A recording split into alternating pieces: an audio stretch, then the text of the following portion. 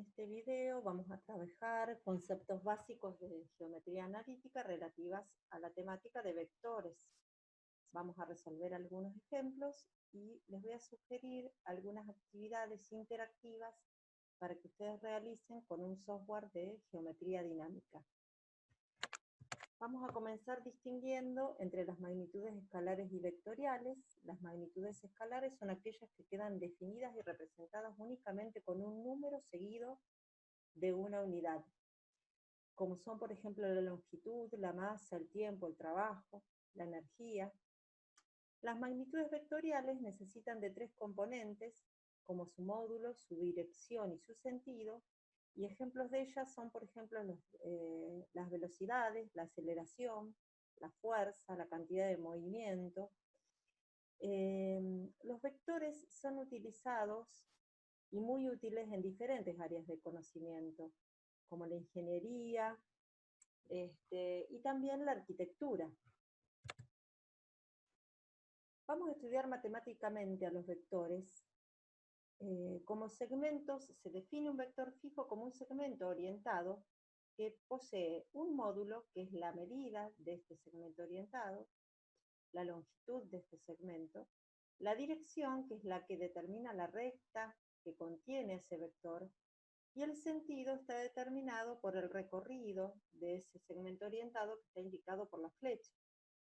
En este caso, este es un segmento que se denota AB con origen en A y extremo en B. El conjunto de vectores que tienen el mismo módulo, dirección y sentido se llaman vectores equivalentes o equipolentes y constituyen lo que se denomina un único vector libre. En esta diapositiva, la intención es visualizar vectores equivalentes y equipolentes. El vector que vemos, esta diapositiva es un material interactivo que lo pueden encontrar en este link. La idea es que ustedes ingresen en el link y trabajen con las explicaciones que yo les voy a dar ahora a continuación. En este caso, el vector PQ, que es el vector rojo, tiene origen en P y extremo en Q.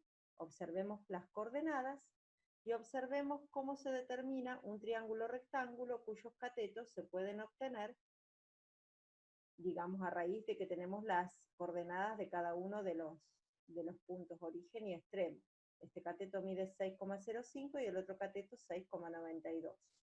Este vector rosa es la traslación de este vector llevado al origen de coordenadas. Por ende, este vector se llama vector posición. Pero estos dos vectores entre sí poseen el mismo módulo, la misma dirección y el mismo sentido. En este caso, la dirección está dada por el ángulo que determina el vector con el semieje positivo de las X.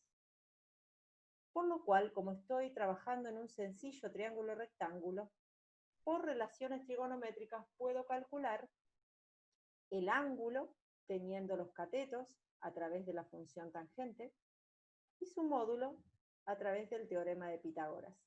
La idea es que ustedes ingresen en el applet y cambien las coordenadas de P y de Q y vayan observando diferentes conjuntos de vectores equipolentes.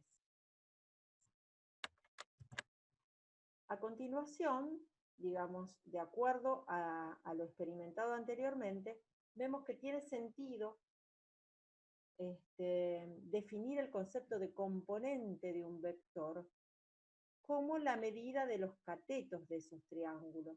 En este caso, tenemos un vector con origen P1 y extremo P2. La componente, se va a decir que sus componentes se van a poder determinar a través de las coordenadas de esos dos puntos. Fíjense que se llaman componentes a las proyecciones del vector sobre cada uno de los ejes. AX se puede calcular haciendo x2 menos x1. Y ahí lo podemos calcular haciendo la resta de y2 menos y1. Por esa causa, haciendo la resta de las coordenadas del extremo menos las coordenadas del origen, podemos tener los valores de las componentes del vector. En este caso, vamos a interpretar geométricamente el significado de la primera operación que vamos a ver entre vectores, que es la operación de suma. Vamos a ver, a interpretar geométricamente qué significa sumar dos vectores. En este caso, vamos a tomar el vector rosa, que es el vector U, y el vector verde, que es el vector B, y vamos a realizar su suma geométricamente. Eso significa que vamos a determinar un paralelogramo por el método del paralelogramo, y la diagonal de ese paralelogramo va a ser la suma de estos dos vectores, que va a ser la resultante de la suma. Estos parámetros que vemos aquí, alfa, beta, R1 y R2, son deslizadores que ustedes van a poder mover y van a cambiar sus valores. Eso significa que alfa, ¿quién es alfa? Alfa es el ángulo que determina el vector U con el eje X, con el semieje positivo de las X.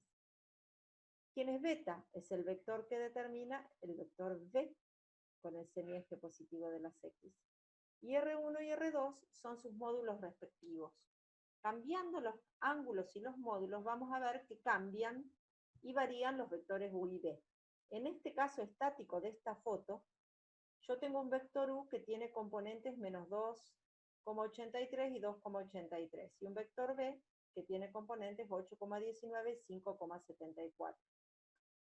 Las componentes del vector resultante, que es el vector suma, fíjense que dan 5,36 y 8,56, que son justamente la suma de las componentes de U y de B. Ustedes variando los vectores U y B van a poder visualizar los distintos paralelogramos que se van formando, y van a ver que el vector suma de la diagonal va a cumplir esta condición que estamos intuyendo en este momento. Por lo cual se define analíticamente la suma entre dos vectores, en este caso tienen tres componentes porque son vectores del espacio, lo mismo vale para vectores del plano. La suma de vectores se define como un vector resultante que resulta ser de la suma relativa de cada una de las componentes de los vectores iniciales. Para sumar U más B tengo que hacer U1 más B1, U2 más B2, U3 más B3. En este caso particular es lo mismo. Tengo el vector U con datos concretos, el vector B con componentes concretas, sumo sus componentes relativas, 1 más menos 6, menos 5, menos 3 más 3, 0, 5 más 0, 5. Menos 5, 0 y 5 son las componentes del vector U más B resultante, que era la diagonal del paralelogramo. Vamos a continuar experimentando para visualizar, en este caso, el vector opuesto. ¿Qué significa el vector opuesto de un vector dado? Si tenemos el vector B de componentes menos 5, 2, vamos a decir que el vector opuesto se va a denotar como menos B, va a tener las componentes opuestas. ¿Por qué va a ser su vector opuesto? Porque sumado con el inicial me va a dar como respuesta el vector nulo, que es el 0, 0. Si yo hago menos 5 más 5 me da 0, y 2 más menos 2 me da 0. ¿Qué significa esto geométricamente? Que si yo poseo este vector azul, que es el vector inicial, su vector opuesto tiene la misma dirección, el mismo módulo y diferente sentido. Nuevamente ustedes pueden mover el vector y ir determinando los pares de vectores, el vector original y su vector opuesto, y corroborar que esa condición se va confirmando. Por lo cual la resta de vectores la definimos como la suma del opuesto, igual que habíamos hecho en el conjunto de los números reales.